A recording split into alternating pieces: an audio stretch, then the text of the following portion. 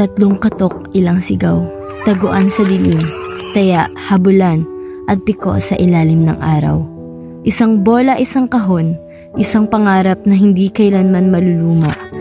Minsan maghapon, hindi nauubos ang lakas. Laging may bagong laro, bagong kwento ang mga kaibigan ko. Mga kabuntot sa bawat hakbang. Ang mundo'y maliit, ngunit puno ng saya.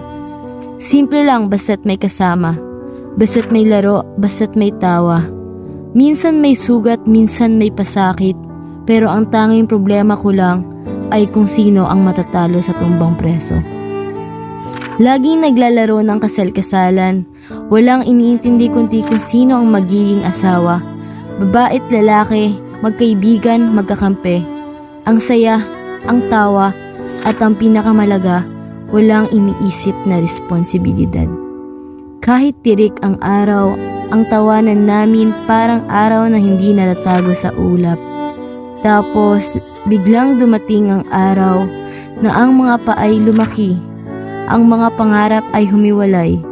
Minsan lumipad ang isip at napaisip, nangarap ng kay taas at nasabi sa sarili, gusto ko na lang tumanda.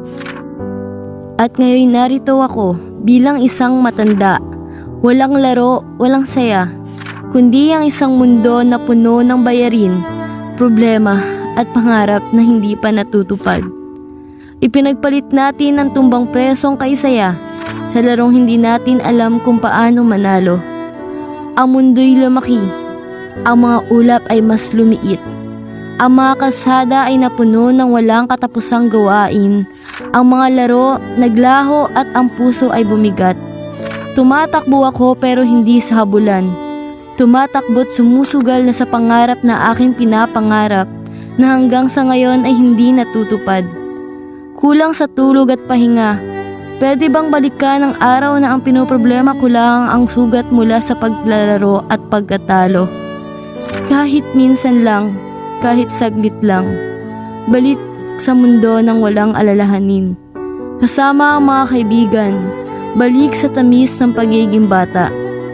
Kung maririnig mo to, at bata ka pa, huwag mong bilisan ang pagtanda. Hayaan mong umikot ang oras kasabay mo. Hayaan mong lumawak pa ang ngiti mo, bago mo maramdaman kung gaano kabigat ang mundo.